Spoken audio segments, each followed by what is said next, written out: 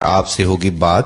یہ واقعہ ایک سعودی نوجوان کا ہے۔ یہ اپنی زندگی سے مطمئن نہیں تھا۔ اس کی تنخواہ صرف 4000 ریال تھی۔ شادی شدہ ہونے کی وجہ سے اس کے اخراجات اس کی تنخواہ سے کہیں زیادہ تھے۔ مہینہ ختم ہونے سے پہلے ہی اس کی تنخواہ ختم ہو جایا کرتی تھی اور اسے قرضہ لینا پڑتا تھا۔ یوں وہ آہستہ آہستہ قرضوں کی دلدل میں ڈوبتا چلا جا رہا تھا اور اس کا یقین بنتا جا رہا تھا کہ اب اس کی زندگی اسی حال میں ہی گزرے گی۔ باوجود یہ کہ اس کی بیوی اس کے مادی حالت کا خیال کرتی، لیکن قرضوں کے بوجھ میں تو سانس لینا بھی دشوار ہوتا جا رہا تھا۔ ایک دن وہ اپنے دوستوں کی مجلس میں گیا۔ وہاں اس دن ایک ایسا دوست بھی موجود تھا جو صاحب رائے آدمی تھا، اور اس نوجوان کا کہنا تھا کہ میں اپنے اس دوست کے مشوروں کو قدر کی نگاہ سے دیکھتا تھا۔ کہنے لگا کہ میں نے اسے باتوں باتوں میں اپنی کہانی کہہ سنائی اور اپنی مالی مشکلات اس کے سامنے رکھی۔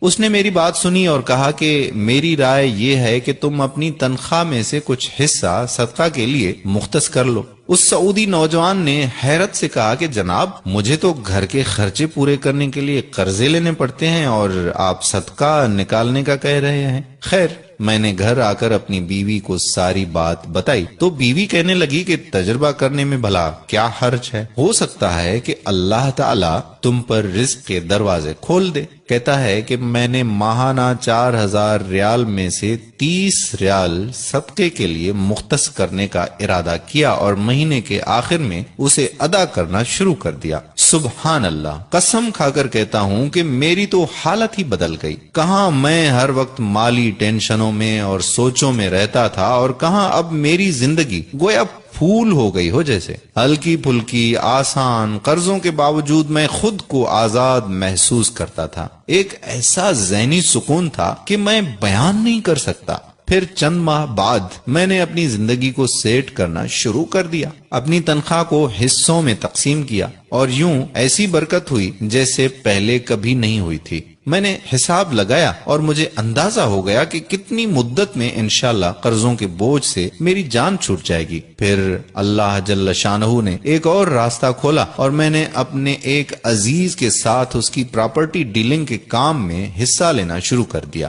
میں اسے گاہک لا کر دیتا اور اس پر مجھے مناسب پروفٹ حاصل ہو جاتا۔ الحمدللہ، میں جب بھی کسی گاہک کے پاس جاتا وہ مجھے کسی دوسرے تک رہنمائی ضرور کرتا۔ میں یہاں پر بھی وہی عمل دہراتا کہ مجھے جب بھی پروفٹ ملتا میں اس میں سے اللہ کے لیے صدقہ ضرور نکالتا۔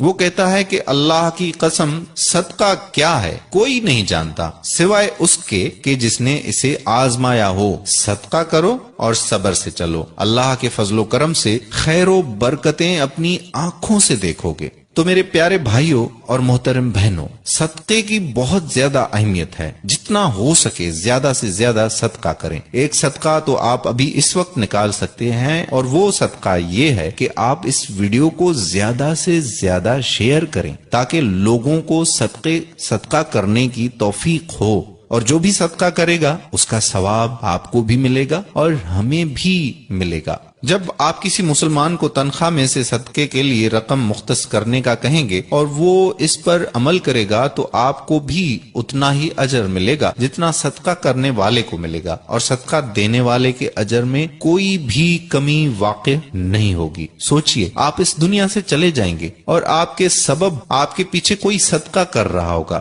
صدقے کی نیت سے اس ویڈیو کو زیادہ سے زیادہ اپنے دوستوں احباب کے ساتھ شیئر کریں۔ آخر میں وہی التجا کہ